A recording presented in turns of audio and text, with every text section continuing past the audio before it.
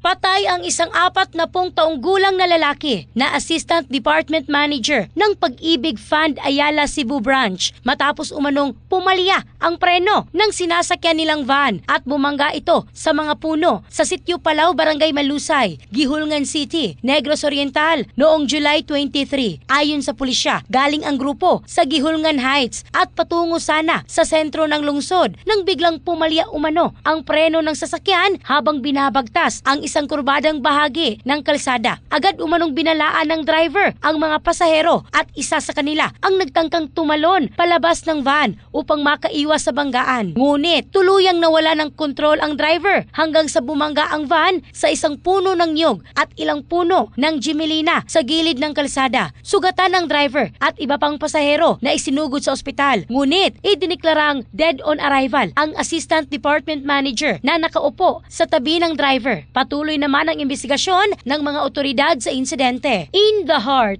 of changing lives, ako si Michelle Craste ng Brigada News Philippines, the Music and News Authority.